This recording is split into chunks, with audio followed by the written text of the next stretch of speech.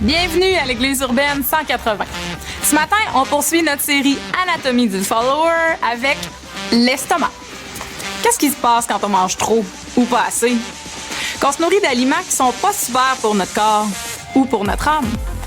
Des bonnes questions qui seront abordées par David ce matin. Vous êtes prêts? Alors ça commence maintenant! Hey, j'espère que vous allez bien. Bienvenue. Merci pour cette mise en matière de ce qu'on va poursuivre ce matin avec la série Follower. Donc, oui, bienvenue. Si vous êtes en ligne aussi, ben, on est content de pouvoir passer ce temps-là avec vous. On poursuit justement avec la notion de ventre, de l'anatomie du follower. Qu'est-ce que c'est et pourquoi est-ce que le follower a besoin de son ventre pour suivre Christ? C'est ce qu'on va se poser comme question ce matin. Et déjà, je vous invite à tourner avec moi dans Matthieu chapitre 4, les versets 1 à 11 que je vais lire. Ça va être notre texte d'introduction ce matin qu'on va regarder. On va lire plus que ce texte-là, mais qui va mettre la table que Jésus lui-même a cette interaction justement avec le tentateur, avec le diable qui va venir pour le tenter et voir comment est-ce qu'il va répondre. Donc, Matthieu 4, versets 1 à 11. Verset 1, ça dit « Puis Jésus fut amené par l'Esprit dans le désert pour être tenté par le diable. Après avoir jeûné 40 jours et 40 nuits, il eut faim. Le tentateur s'approcha et lui dit « Si tu es le Fils de Dieu, ordonne que ces pierres deviennent des pains. » Alors Jésus répondit « Il est écrit, l'homme ne vivra pas de pain seulement, mais de toute parole qui sort de la bouche de Dieu. » Le diable le transporta dans la ville sainte, le plaça au sommet du temple et lui dit, « Si tu es le Fils de Dieu, jette-toi en bas. En effet, il est écrit, il donnera des ordres à ses anges à ton sujet et ils te porteront sur les mains, de peur que ton pied ne heurte une pierre. » Jésus lui dit, « Il est aussi écrit, tu ne provoqueras pas le Seigneur ton Dieu. » Alors le diable le transporta encore sur une montagne très élevée, lui montra tous les royaumes du monde et leur gloire, et lui dit, « Je te donnerai tout cela si tu te prosternes pour m'adorer. » Jésus lui dit, « Alors retire-toi, Satan. En effet, il est écrit, c'est le Seigneur, ton Dieu, que tu adoreras, et c'est lui seul que tu serviras. » Alors le diable le laissa, et voici que les anges s'approchèrent de Jésus et le servirent. J'aimerais qu'on prie avant qu'on puisse aller plus loin, pour qu'on puisse demander à Dieu justement qu'il nous dirige. Dieu, je veux te demander que tu puisses venir nous parler à chacun d'entre nous, peu importe là où on est dans notre compréhension de qui tu es, dans notre recherche de qui tu es, que tu puisses venir nous parler, nous montrer, Dieu, comment est-ce que ce texte-là, les autres qu'on va voir, comment est-ce qu'ils viennent s'adresser à nos vies, comment est-ce que ça change notre perception de qui tu es, puis notre besoin aussi de ta parole. Reçois toute gloire, tout honneur, et que cette matinée soit un temps qui va être bénissant. On va pouvoir goûter ta présence et goûter aussi ta parole parce qu'elle est bonne. Et c'est en ton nom, Jésus, qu'on prie ces choses. Amen. Pour ceux qui me connaissent moins, je suis, comme ça a été mentionné, je suis pasteur et j'ai une femme. Elle n'est pas avec nous ici physiquement ce matin et j'ai 4 enfants aussi. Je me souviens quand on a eu nos enfants, ben, une des choses que je voulais voir rapidement chez mes enfants se développer, c'était leur autonomie. Fait qu'évidemment, tu sais, quand que le bébé arrive, ben, il faut prendre le temps de le nourrir. Ma femme allaitait les bébés, mais entre-temps, moi, des fois, on avait comme inclus à travers ça, comme le biberon pour que je puisse comme donner comme un petit break des fois à ma femme. Et puis, je me souviens que je donnais le biberon. Puis, je me souviens qu'il y a même un moment donné où il fallait quasiment que je me batte avec le bébé parce qu'il se débattait, parce qu'il voulait pas le biberon, parce qu'il voulait le sein. Et là, j'essayais, mais là, c'est moi qui va te donner à manger. Puis tout ce que je peux te donner, c'est un biberon. Je peux pas te donner plus que ça.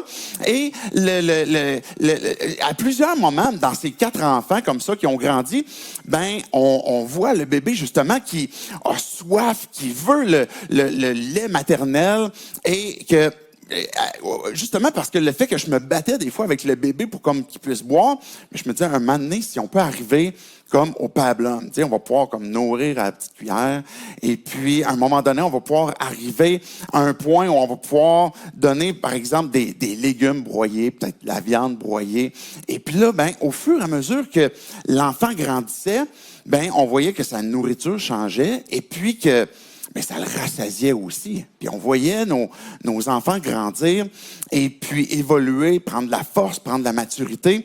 Et quand on parle de croissance, nécessairement, la croissance, que ce soit d'un enfant ou de n'importe qui veut maintenir sa santé, a besoin de manger. On ne peut pas se priver indéfiniment de nourriture. On peut faire un jeûne pendant un temps, on peut faire une diète, on ne peut pas se priver d'eau, on ne peut pas se priver longuement de nourriture, sinon on va manquer d'énergie, on va manquer de nutriments. Et quel que soit, peu importe si vous êtes végétarien ou si vous mangez de la viande, on a besoin de toute l'apport nécessaire pour garder une bonne santé. Et si vous êtes sportif, vous êtes athlète, vous comprenez encore plus les implications de ce que vous allez manger.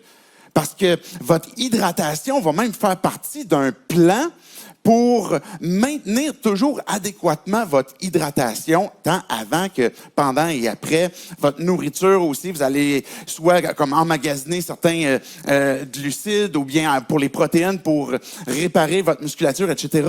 Pour faire des différents sports, ou si vous êtes athlète, comme je disais, on a besoin de considérer la nourriture comme faisant partie d'un plan nécessaire pour évoluer.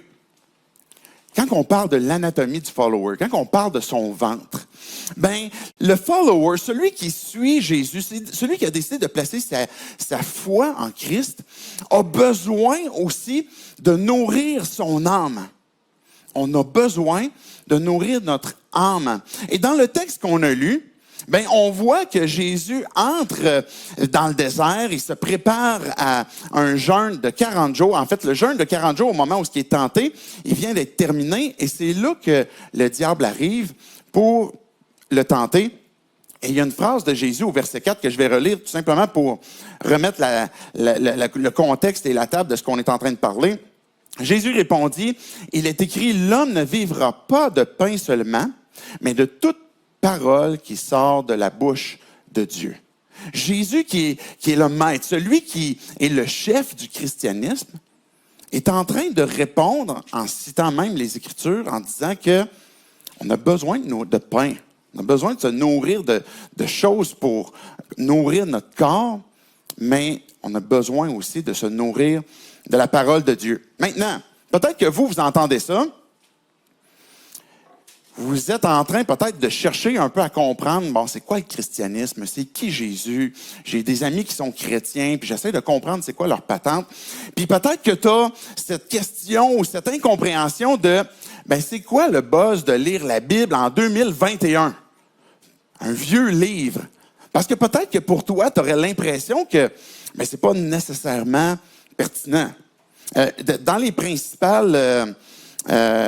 principaux blocages ou objections qu'on pourrait avoir par rapport à la Bible, ce que notre société a, c'est que la Bible est incompatible avec la science. Fait que si on a évolué à travers le temps depuis plus de 2000 ans, puis que là, on voit certaines choses, il me semble que ce qu'on a découvert, c'est que la science est contraire à ce que la Bible dit. Fait que peut-être c'est votre perception. Puis je veux pas aborder toute la notion de science versus Bible, et puis vous pouvez retrouver des discours sur notre chaîne YouTube qu'on a déjà fait sur ce sujet-là, mais ça peut être une objection que vous avez, ou une autre objection pourrait être que ça a été historiquement peut-être falsifié, ou ça a été écrit par des hommes, etc.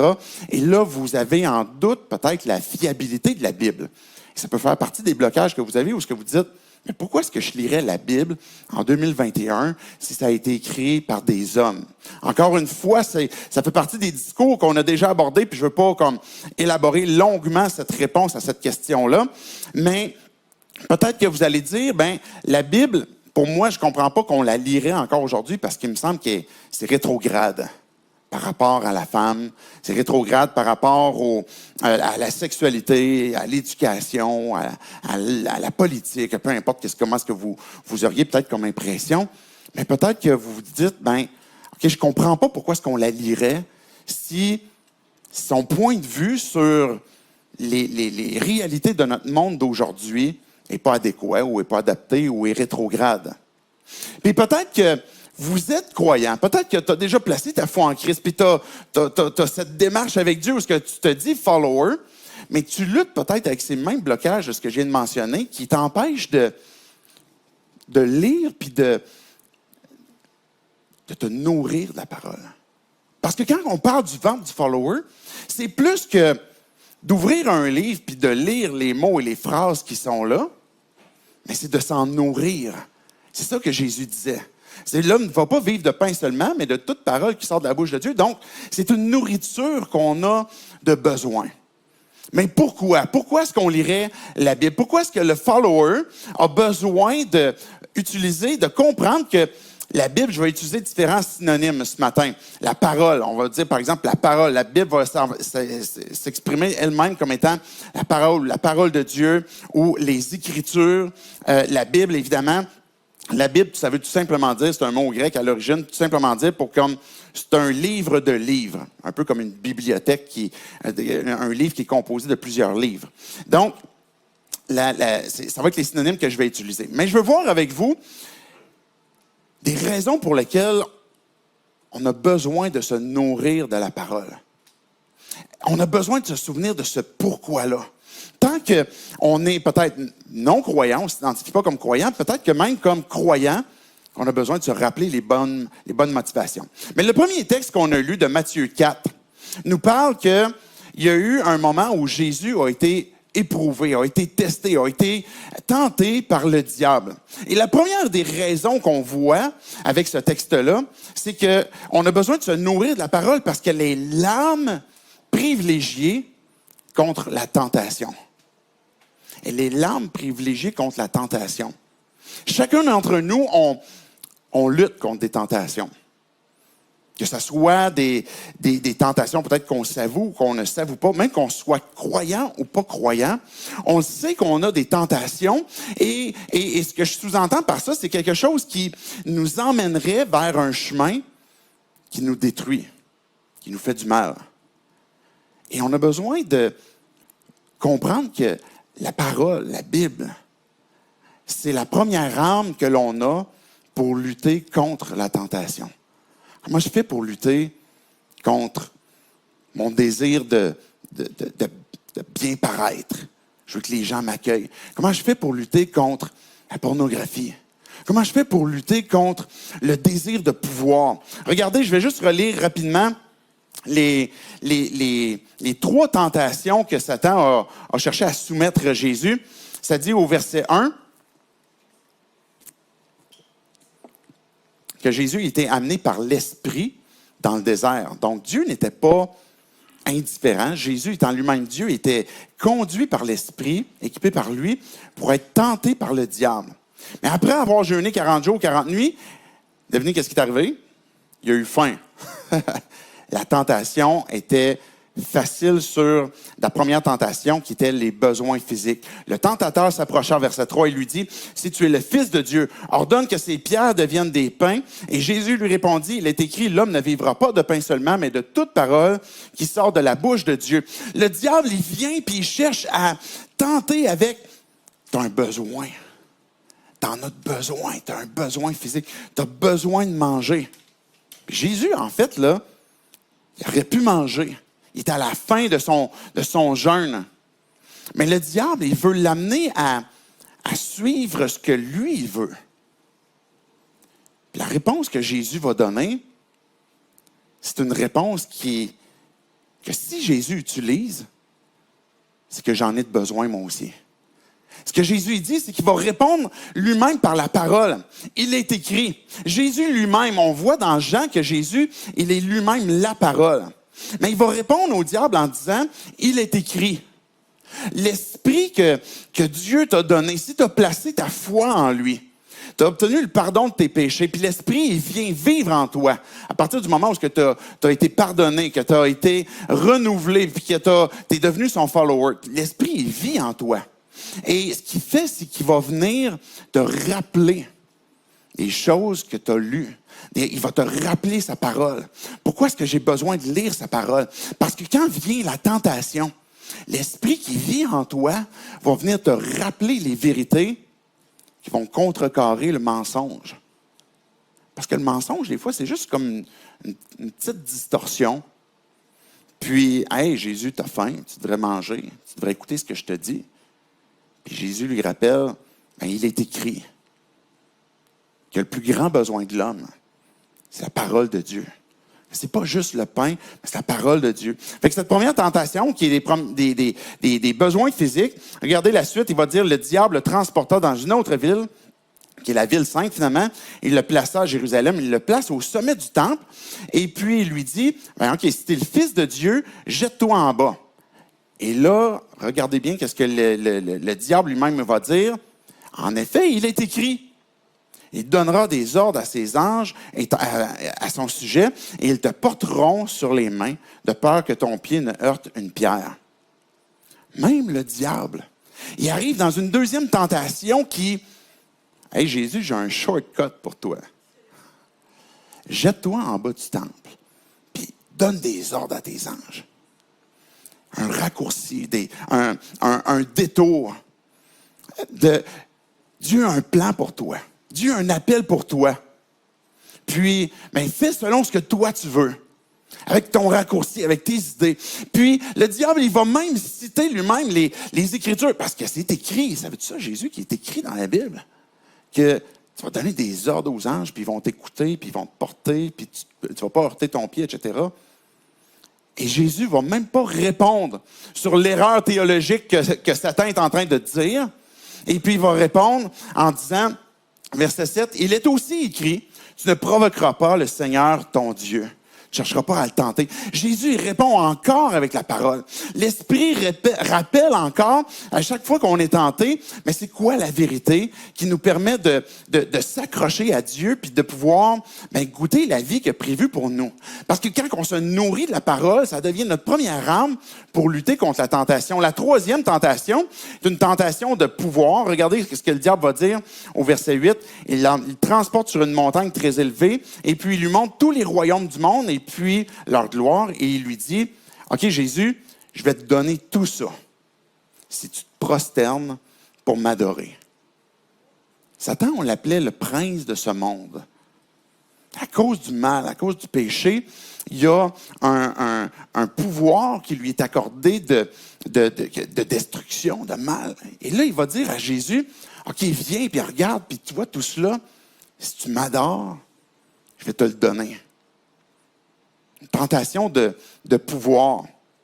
Et Jésus va répondre encore une fois, une troisième fois. Jésus qui est capable de faire des miracles, qui a toute autorité, il va répondre avec la parole que chacun d'entre nous, on a accès.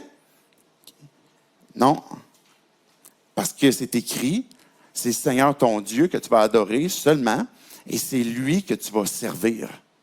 Et il lui répond par la parole. Ce que Jésus est en train de montrer, c'est que on a cette même disponibilité de pouvoir se nourrir de la parole et puis de pouvoir lutter contre la tentation. Évidemment, à cause de ce que lui nous donne, à cause de sa puissance.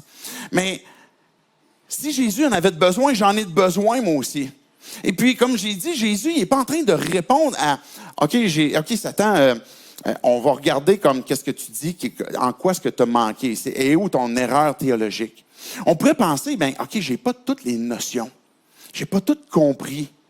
Fait que qu'est-ce que je vais faire dans ce temps-là? Est-ce que je suis prêt à comme lutter contre la tentation? Il y a un psaume dans les Écritures qu'on trouve qui est le psaume 119, qui est le plus long chapitre de la Bible, qui est dédié exclusivement à qu'est-ce que c'est la parole? Quel est son effet? Et David, qui a écrit ce psaume-là, le roi David, il va dire dans le psaume 119, « Je serre ta parole dans mon cœur afin de ne pas pécher contre toi. » Ce que Dieu te donne, ce que tu lis, peu importe là où tu es dans ta marche avec Dieu, dans ta compréhension de la Bible, l'Esprit qui vit en toi, si tu es son follower, ou si tu es en train de le découvrir, mais Dieu va te rappeler les vérités que tu as besoin pour que tu puisses avoir les munitions pour tirer contre l'adversaire. Mais l'Esprit ne peut pas te rappeler ce que tu ne lis pas. Vous me suivez? C'est comme d'une évidence. Paul, il va employer l'expression que la parole, c'est l'épée de l'esprit. C'est une arme pour lutter justement contre la tentation. On a besoin de s'en nourrir. Mais regardez qu'est-ce que Pierre il va dire. Je vous invite à tourner dans un autre texte qui est 1 Pierre 2, les versets 2 et 3. Une autre raison pour laquelle on va se nourrir de la parole, c'est parce qu'elle fait grandir. La parole, les Écritures nous font grandir. 1 Pierre 2 va dire, comme des enfants nouveau-nés, désirez le lait pur de la parole. Ainsi, grâce à lui, vous grandirez pour le salut, si du moins vous avez goûté que le Seigneur est bon. Je parlais tantôt des bébés que j'ai eu l'occasion d'allaiter puis que je me battais avec eux parce qu'il fallait qu'ils prennent la bouteille. Ils désiraient, je ne sais pas si vous avez imaginé, si vous avez déjà vécu ça, un bébé qui, comme, il a soif, il veut boire. Là. Il n'y a pas rien qu'on peut faire pour le changer d'avis. Là. On ne peut pas comme négocier avec. S'il a faim, il mange, il a besoin de se nourrir maintenant. Mais c'est là que ça se fait. Mais ce que Pierre est en train de dire, c'est désirer la parole comme le lait pur, comme un enfant nouveau-né. Désirez-le. Je parlais tantôt de sport, par exemple. Quand on fait un sport, on va comme ajuster un peu peut-être la diète, puis le plan d'hydratation, etc. Ça m'est arrivé des fois de faire un exercice comme assez longtemps pour que je me déshydrate, mais sans m'en avoir rendu compte. C'est bizarre, hein? Parce qu'on pourrait te dire comme, mais quand tu as soif, c'est évident, tu as nécessairement comme le besoin qui se manifeste, là, tu le sens dans ta bouche. Mais il arrive à un point, des fois, où la déshydratation, on s'en rend même pas compte. Que notre corps a besoin d'eau. Et puis là, je me souviens des fois où je me disais, ouais, je me sens mal, je me sens fatigué. Il me semble que je comprends pas. Là, j'essaie de faire un peu de sport pour me garder en santé, puis j'ai l'impression que je suis complètement claqué. Jusqu'au point où, finalement, je bois un grand verre d'eau, puis comme à l'instant où je bois le grand verre d'eau, ça prend 5 minutes, je suis comme, hey, j'ai l'impression de revivre.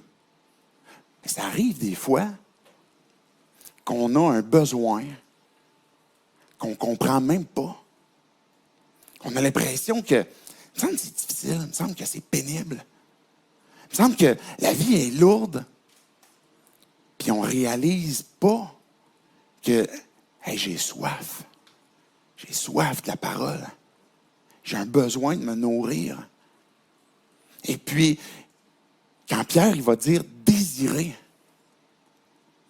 ben, c'est des fois prendre le temps de s'arrêter, puis c'est quoi que mon âme est en train de réclamer? J'ai besoin de me nourrir de sa parole, puis de préserver cette nourriture qui continuellement va pouvoir justement me donner ce que j'ai de besoin, le lait pur de la parole. Et puis Pierre, ce qu'il va dire, c'est « Ainsi, grâce à lui, vous grandirez. Vous grandirez pour le salut. » Il y a notre vie qui va se transformer. Quand Pierre va parler de grandir, ben, c'est nécessairement un aspect où nos vies sont transformées. Où est-ce qu'on est en train ce que la Bible va employer comme jargon, là, de se sanctifier, où on est en train de comprendre ce que Dieu est en train de nous dire, puis comment est-ce qu'il veut nous transformer, et puis que là, on est en train d'être sanctifié par le lait pur de la parole pour qu'on puisse grandir par la puissance de Dieu à cause de ce que Dieu opère dans nos vies. Mais qu'on a besoin de rechercher, justement, quand on lit la parole, ben, d'aller plus loin que juste lire des mots et puis des phrases, mais de s'en nourrir.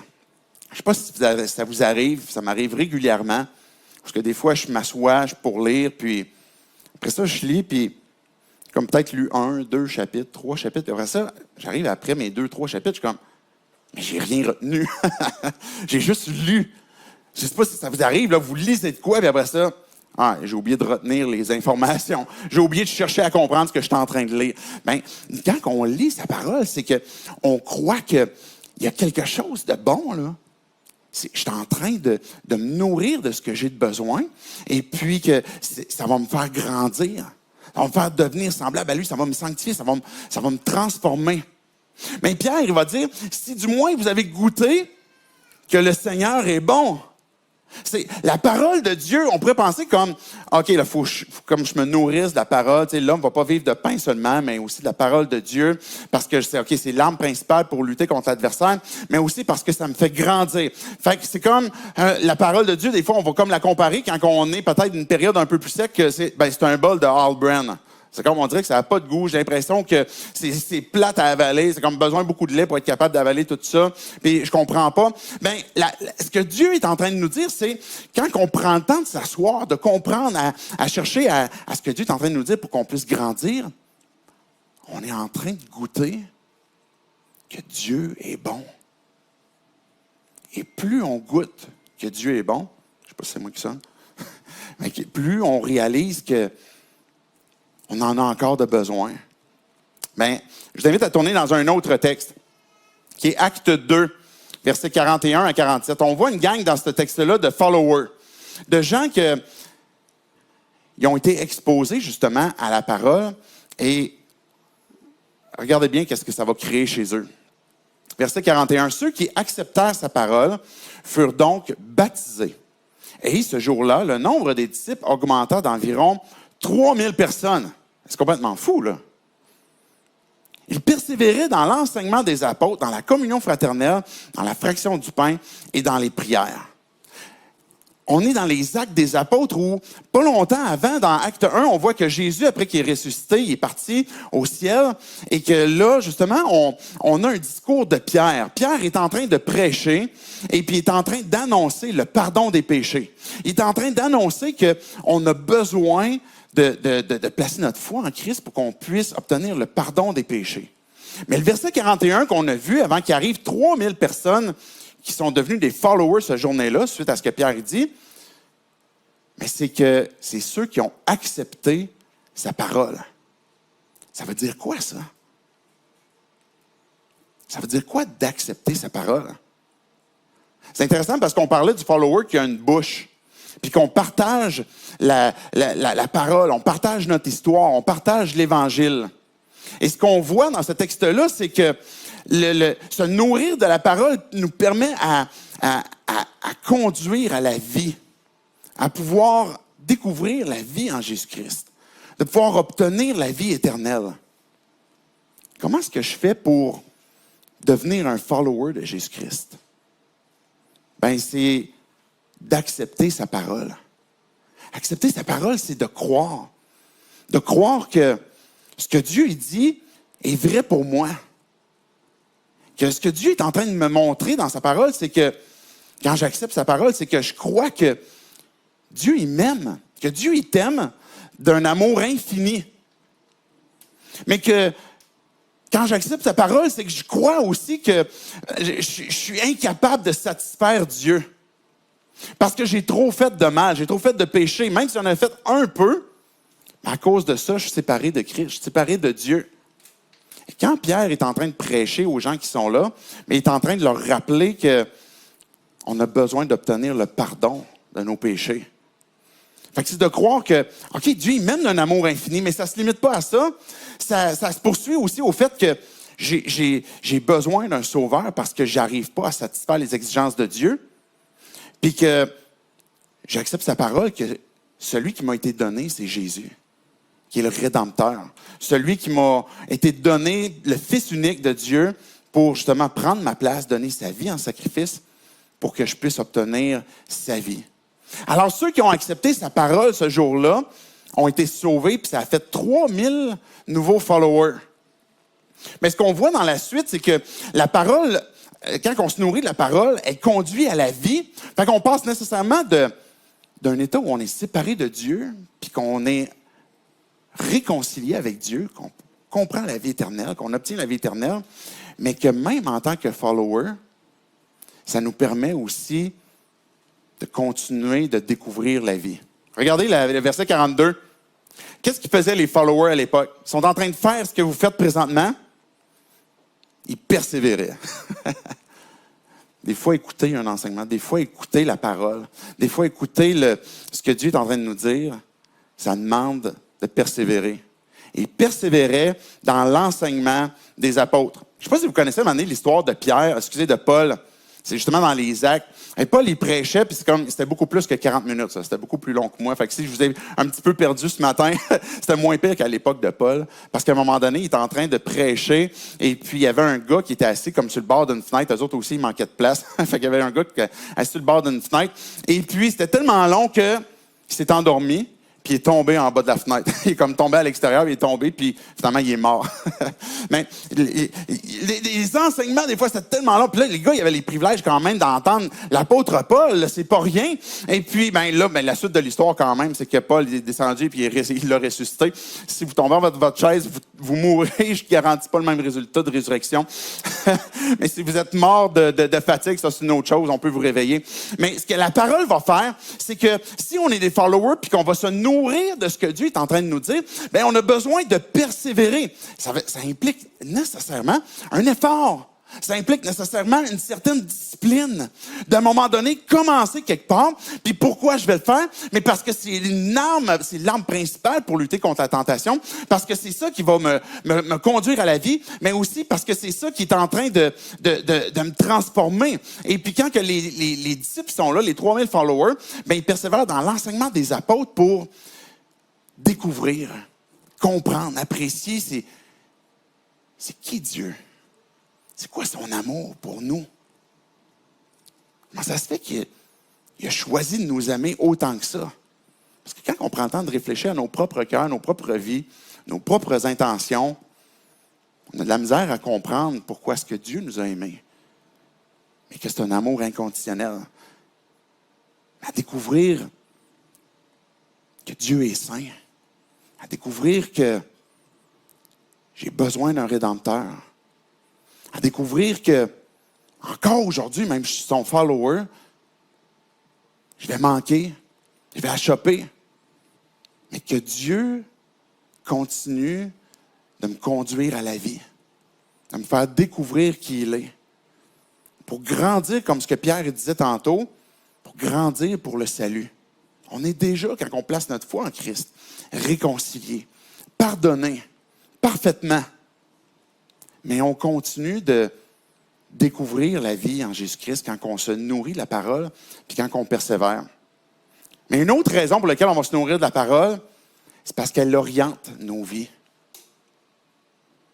Combien de fois est-ce que on peut se sentir dans un brouillard parce qu'on ne sait pas quoi faire? Combien de fois est-ce qu'on peut se sentir dans l'anxiété parce qu'on ne sait pas quelle décision prendre? Les inquiétudes de comment je vais faire? Est-ce que je vais trouver le travail? Est-ce que je vais avoir l'argent? Est-ce que je vais trouver la bonne personne? Est-ce que je vais guérir? Est-ce que ça va se restaurer, cette situation-là? Puis qu'on se retrouve dans des circonstances où on a du brouillard, il y a de l'anxiété, il y a des inquiétudes, il y a un doute qui s'est installé, puis on ne sait plus. Quand on se nourrit de la parole, elle fait plus que de nous communiquer des histoires, elle fait plus que de nous communiquer des concepts, des phrases ou des mots. Elle parle à notre âme. Elle parle à ton cœur. Et quand on est dans l'inquiétude ou dans l'anxiété ou quand on est dans le doute, notre tendance naturelle, c'est de s'agiter. Et ce qu'on a besoin de faire, c'est de s'arrêter. Puis de dire, bien, Dieu, si tu es souverain, Dieu, si tu es au contrôle du monde, de la terre, de l'univers, Dieu, si c'est ta parole, je vais arrêter de m'agiter. Puis je vais aller près de toi. Je vais aller proche de toi pour écouter ce que tu as à me dire. Hébreux 4, versets 11 à 13 va dire, en fait, je vais lire verset 12. La parole de Dieu est vivante et efficace. La parole de Dieu est vivante. Elle est dynamique. Quand je m'en nourris, elle a un effet encore aujourd'hui. Même si c'est des histoires qui ont été écrites il y a plusieurs années, c'est des histoires qui reflètent encore nos réalités aujourd'hui, qui reflètent encore notre besoin d'un Rédempteur, notre besoin de Dieu, puis comment est-ce qu'elle est vivante et dynamique encore aujourd'hui, de peu importe ce qu'on va lire, que dans le texte qu'on va lire, puis qu'on s'arrête à découvrir où est la puissance dans le texte. Qu'est-ce que Dieu est en train de me dire? Qu'est-ce qu'il veut transformer dans ma vie? Et elle est en train d'orienter justement mon cœur parce qu'elle est vivante et aussi efficace. Puis je disais tantôt, c'est peut-être des objections que vous avez ou ce que vous dites est peut-être rétrograde, peut-être que ça est pas en conformité avec la science, mais elle est efficace pour toucher nos cœurs. Regardez ce qu'elle dit. Plus tranchante qu'une épée à deux tranchants, pénétrante jusqu'à séparer âme et esprit, jointure et moelle. Elle juge les sentiments et les pensées du cœur. Des fois, on est dans une situation où on ne fait même plus la distinction nous-mêmes de ce qu'on désire, peut-être de ce que Dieu désire. On ne fait même plus la distinction des fois entre ce qui est bon et ce qui est mal. Et quand on prend le temps de s'arrêter, puis de se recueillir, puis de méditer, on est en train tout d'un coup de donner l'occasion à Dieu d'utiliser sa parole qui est vivante et efficace pour venir trancher efficacement entre jointure et moelle et esprit et âme. Et je poursuis la lecture, il va dire, elle juge les sentiments et les pensées du cœur et aucune créature n'est cachée devant lui. Tout est nu et découvert aux yeux de celui à qui nous devons rendre compte. Donc, la parole de Dieu, elle nous emmène à être nus devant Dieu. Puis là, je sais, il n'y a pas grand monde qui aime ça se retrouver nu devant Dieu.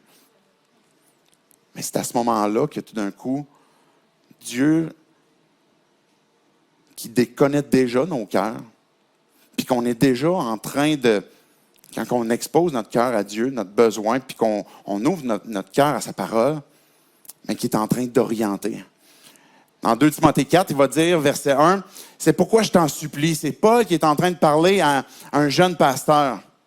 Et puis il va dire à ce jeune pasteur-là, « Je t'en supplie. » Il est en train de comme utiliser comme la plus haute instance pour dire comme, faut que tu catches que c'est vraiment important ce que je vais te demander. Là. Ce que je suis en train de te supplier, là, je te supplie devant Dieu et devant Jésus-Christ, le Seigneur Jésus-Christ, qui doit juger les vivants et les morts au moment de sa venue et de son règne. Je t'en supplie, prêche la parole, insiste en toute occasion, qu'elle soit favorable ou non, réfute, reprend et encourage. Fais tout cela avec une pleine patience et avec un entier souci d'instruire.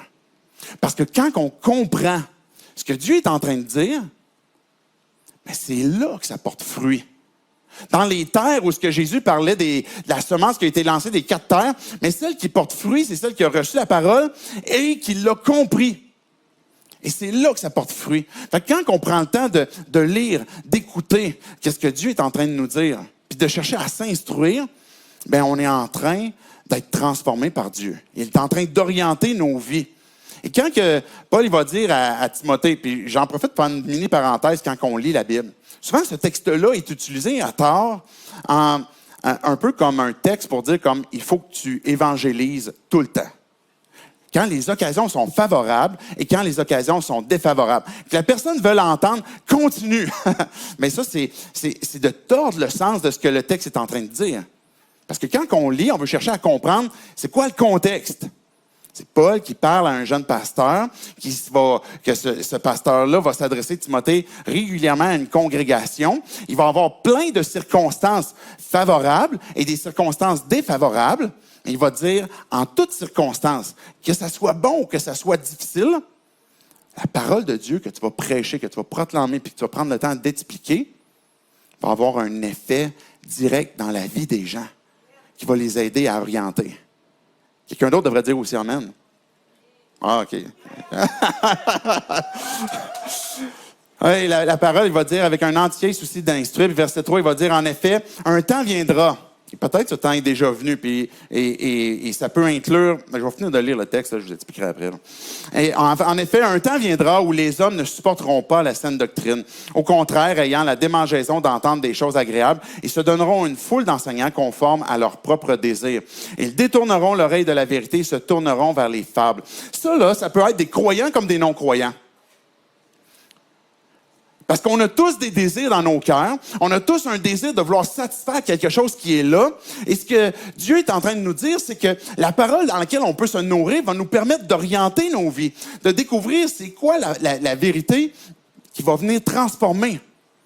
Mais nos propres désirs, si on cherche à transformer ce de quoi on se nourrit pour satisfaire notre désir, ben on n'est pas transformé. Vous me suivez? Parce que ce qu'on a transformé, c'est ce de quoi on va se nourrir pour nous satisfaire. Mais si on utilise ce que la parole, la saine doctrine, ce que Dieu est en train de nous dire, puis qu'on ne la transforme pas, mais on s'en nourrit, bien là, on va avoir un effet de transformer notre âme, transformer notre cœur, de nous aider à nous orienter. Mais Paul, il va dire, il va venir un temps où ben, les hommes, avec un grand H, vont chercher à satisfaire leurs propres désirs. On est à une ère où c'est plus facile que jamais de se nourrir de différentes choses. Parce que si on recule de là, je ne sais pas, là, c'est quoi, Internet est apparu quoi à peu près dans les années 90? Fait que si vous êtes avant 90, si vous vouliez lire, vous nourrir de quoi, il fallait aller d'une bibliothèque. Il fallait aller comme à l'ancienne. Il fallait aller comme chercher un livre, puis là, on va se nourrir de ça. Et aujourd'hui, ben, tu rouvres comme Google, puis tu as tout ce que tu as besoin. Et c'est facile de se nourrir de n'importe quoi. Mais le follower, de quoi est-ce qu'il va se nourrir? Et quand la parole vient nous aider à nous orienter avec nos propres désirs versus ce que sa parole désire pour nous, bien là, tout d'un coup, on a besoin de faire ce choix, justement, que si je veux être transformé puis que ma vie va être orientée avec l'effet que Dieu veut donner, bien, j'ai besoin de me nourrir de sa parole sans la transformer. Mais aujourd'hui, on va avoir même des transformations de ce que c'est l'Évangile. Où est-ce qu'on va diminuer peut-être la culpabilité de l'homme. On va diminuer peut-être l'effet du péché, la condamnation du péché, parce que c'est pas des sujets qui sont cool, nécessairement. Hein? On a l'impression que ça fait juste comme nous décourager. Mais quand on prend l'Évangile comme ce qu'il est, ce message où on parle du péché, puis de notre incapacité à satisfaire Dieu, puis de notre besoin ultime que d'avoir un sauveur, c'est pas un message qui décourage. C'est une bonne nouvelle. C'est une bonne nouvelle parce que Dieu ne nous a pas juste informés comme « OK, la gang, vous êtes vraiment dans le fumier. » Mais j'ai la solution que j'ai prévue pour vous. Le Père nous a donné son Fils unique. Le Fils unique nous a donné sa vie. Et lui qui a vécu sur terre sans jamais avoir péché, l'a fait parce qu'il nous aime d'un amour infini. Puis il a dit, je donne ma vie pour toi parce que je veux que tu sois réconcilié avec Dieu. Et quand on place notre foi en lui, et puis qu'on découvre justement la vie en lui, ben on a cette occasion justement que de pouvoir être réconcilié et de découvrir que le message, que l'Évangile est une bonne nouvelle. Et que finalement, quand que je marche dans la vie chrétienne, puis que je suis son follower, puis que je me rappelle c'est quoi l'Évangile, que Jésus est mort pour moi parce que j'arrive pas à performer adéquatement. Mais quand j'arrive d'une situation où j'ai manqué, mais je me souviens que cette bonne nouvelle-là est encore vraie. Que Jésus il pardonne encore mon péché parce qu'il est fidèle et juste pour le pardonner. Et puis que quand que j'arrive dans une situation où j'y arrive pas puis je suis pas capable, mais je peux me tourner encore vers lui puis dire mais Dieu, j'ai encore besoin de toi. J'ai encore besoin de ta grâce, ta faveur que je mérite pas et puis que tu puisses intervenir dans ma vie puis me sauver puis m'aider. Et ça devient encore une bonne nouvelle de découvrir notre incapacité ou notre séparation d'avec Dieu nous conduit à la plus grande des belles nouvelles. Quand on comprend qu'est-ce que ça implique quand on est sans Christ. Mais quand on transforme ce message-là, quand on transforme ce que c'est l'Évangile, quand on transforme les discours pour qu'on puisse amener justement quelque chose qui va plaire à nos oreilles puis à ce qu'on veut, parce qu'on veut être peut-être rempli de belles et bonnes choses, mais à ce moment-là, on se prive de l'effet de la parole qui va réellement transformer nos vies. Puis réellement nous apporter une libération, soulager le fardeau qu'il y a sur nos épaules. La parole est vivante, elle est efficace, qu'on a vu. Elle apporte clarté dans notre cœur, dans notre esprit. On a besoin de la méditer. Ça veut dire quoi, méditer la parole? J'ai-tu le temps encore? Je prends quelques minutes de plus. Pour ça, j'invite le Ben, OK? Je vais prendre le temps de vous expliquer c'est quoi méditer la parole. Méditer, c'est de prendre le temps de se nourrir puis de ruminer. Mais ruminer, bonne chose. Tu sais, normalement, on emploie le mot ruminer comme pour quand on a quelque chose, une crotte sur le cœur. On a envie de comme ressasser les choses qui nous découragent. Mais quand on prend sa parole, et puis qu'on prend le temps de s'arrêter, tout simplement de s'asseoir, on a lu, puis on peut étudier la parole. On va chercher à comprendre les mots. On va chercher à comprendre le contexte. On va chercher à comprendre qu'est-ce que ça révèle de Dieu. On va chercher à comprendre qu'est-ce que ça révèle de moi. On va chercher à comprendre en quoi est-ce que l'Évangile s'applique pour moi aujourd'hui, la puissance dans le texte. Mais aussi de prendre le temps de placer cette parole-là sur mon âme pour que mon âme puisse s'élever. Qu'elle puisse être comblée du fait que Dieu est bon. Et quand, par exemple, je vais lire un texte, je peux prendre une phrase, puis je vais prendre cette phrase-là, je vais la lire, et là, je vais parler à Dieu. Mais Dieu, dans cette phrase-là, dans ce texte-là, pas tout le texte, là, comme un bout de phrase, je vois que tu es comme ça, que tu fais ça. Je vois ce que tu révèles. Et là, tu pries. Tu prends cette phrase-là et tu la transformes en prière. Après ça, quand tu n'as plus rien à dire, tu retournes voir l'autre phrase qui suit. Et puis là, tu la passes dans ton cœur, puis tu parles à Dieu. Mais Dieu, dans la suite que je suis en train de lire, je vois que tu es de telle façon. Je vois que tu fais telle chose. Et là, tu parles. Et après ça, tu vas lire l'autre phrase. Et tu peux avancer comme ça. Et là, tu es en train d'appliquer ce que c'est de méditer la parole. Tu es en train de la repasser sur ton cœur et tu la transformes en prière. Et là, c'est génial parce que tu fais un 2 pour 1. Tu te dis, j'aurais même pas besoin de prier après, en plus, parce que je suis en train de prier pendant. Tu lis et tu pries en même temps, et que là, tout d'un coup, ça devient un dialogue qui devient dynamique parce que je suis en train d'écouter puis je suis en train de parler à Dieu. Mais je suis en train de nourrir ma foi. La parole va venir dissiper le doute puis dissiper la foi. Je vous résume en grande ligne ce qu'on a vu, le pourquoi est-ce qu'on lit sa parole. Parce que quand on se nourrit de sa parole, elle est l'arme privilégiée contre la tentation. Se nourrir de la parole parce qu'on a besoin de grandir, elle nous fait grandir. On a besoin de se nourrir de sa parole parce qu'elle nous conduit à la vie. On a besoin de se nourrir de sa parole parce qu'elle oriente nos vies. Et on se nourrit de sa parole aussi parce qu'elle nous révèle son personnage principal, Jésus. Celui qu'on suit. Celui duquel toutes les Écritures pointent vers lui et que je réalise que c'est de lui que j'ai besoin. Quand on regarde nos vies, quand on regarde la vie peut-être des gens près de toi qui ont déjà placé leur foi en Christ, oui, les musiciens, vous pouvez vous avancer, là, je vois que vous êtes prêts. Bien, on voit comment est-ce que la parole peut transformer des vies. J'ai vu mon propre père qui travaillait d'une bibliothèque médicale, à être entouré de livres à longueur de journée, de semaines et d'années. Mais j'ai vu un livre qui a transformé sa vie. C'est la parole. Puis ça a eu un impact dans ma vie aussi. J'ai vu Jésus à travers mon propre père qui avait placé sa foi aussi en Christ. Quand on rouvre la parole pour se nourrir, si tu n'as jamais placé ta foi en Dieu, ce à quoi je veux t'inviter, c'est de ne pas rester sur peut-être une mauvaise impression.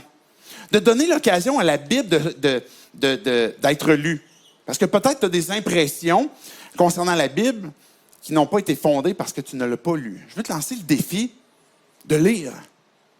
Peut-être de commencer avec le Nouveau Testament. C'est à peu près aux 2 tiers. Tu vas arriver à Matthieu, Marc, Luc, Jean. Mais de commencer à lire simplement. C'est le défi que je veux te lancer. Si tu es nouveau croyant, tu as placé ta foi en Dieu, ça fait pas longtemps. Mais le défi que je veux te lancer, c'est qu'à un moment donné, tu vas commencer à lire, puis ça se peut que tu vas arriver à des sections où, il me semble que c'est barbare un peu, il me semble que c'est tough, il me semble que c'est rétrograde. J'ai l'impression que, et là, ça se peut que tu aies toutes sortes d'impressions. Je le sais, parce que je les entends souvent, ces impressions-là. Mais de ne pas rester sur tes impressions, mais de poursuivre ta compréhension de c'est quoi qui est en train d'être décrit. Parce que, comme je dis souvent, pas parce que Dieu décrit une chose qu'il est en train nécessairement de l'approuver. Il est peut-être en train de révéler notre cœur, en train de révéler de quoi l'humanité a besoin. Que si tu es déjà croyant, que peut-être tu ne t'identifies pas comme un jeune croyant, mais en passant, si tu es jeune croyant, tu ne sais pas trop par où commencer, tu peux avoir une Bible papier ou sinon utiliser l'application YouVersion. Si tu as déjà placé ta foi en Dieu depuis déjà un certain temps, mais je veux t'encourager à persévérer. à rouvrir, à chercher à aller plus loin pour te nourrir, pour grandir. Parce que des followers, ça fait aussi des followers. Et pour qu'on soit capable de faire des followers, on a besoin d'être comme des enfants qui sont en train de grandir, d'aller vers l'autonomie. Où on ne fait pas uniquement se faire nourrir, mais on est capable aussi de faire à manger. On est capable aussi de faire un craft dinner. À l'adolescence, des fois, c'est ça. Puis après ça, on est capable de faire un autre repas. Et là, on est capable de se nourrir. Et plus on arrive dans cette notion d'autonomie où on se nourrit de la parole, ben, le fait d'être capable de se sacrifier pour la mission devient plus facile. Parce que je prends soin de mon âme. Mon âme, elle est nourrie. Je suis en train de grandir. Je suis en train de devenir mature en Christ. Et ça m'emmène à un point où je peux redonner. Je peux moi-même cuisiner et prendre soin et donner pour ceux qui ont besoin aussi. Puis si tu es un vieux croyant, vraiment vieux, puis tu ne sais plus quoi lire, parce que tu dis, je l'ai tout lu, je l'ai lu sur un bord puis sur l'autre, puis c'est comme, j'ai l'impression d'apprendre rien de nouveau. Je lance un nouveau défi. Tu pourrais peut-être utiliser justement un sujet où ce que tu vas chercher à comprendre d'une façon, on va employer l'expression, une théologie biblique. Tu prends par exemple la notion de royaume, de monarchie, les rois. Et là, tu commences au début de l'histoire et tu regardes, tu cherches à découvrir comment est-ce que la révélation progressive est en train d'évoluer à travers tout le plan de Dieu et qui culmine à son roi des rois, Jésus-Christ.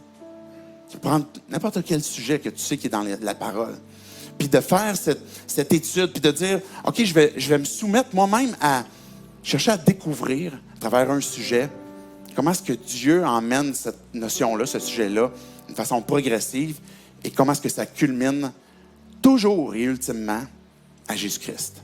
C'est le défi que je te lance. Quand on commence ça, bien là, tout d'un coup, on redécouvre la parole. On refait peut-être des travaux qu'on a déjà faits, mais on est en train de se nourrir à nouveau. Et pas parce qu'on a mangé pendant 20 ans qu'on n'a plus besoin de manger aujourd'hui. On a besoin de se nourrir constamment. Dieu, je veux te dire merci pour ta parole qui est vivante, qui est efficace. Merci parce que tu nous encourages à la lire parce qu'elle révèle qui tu es.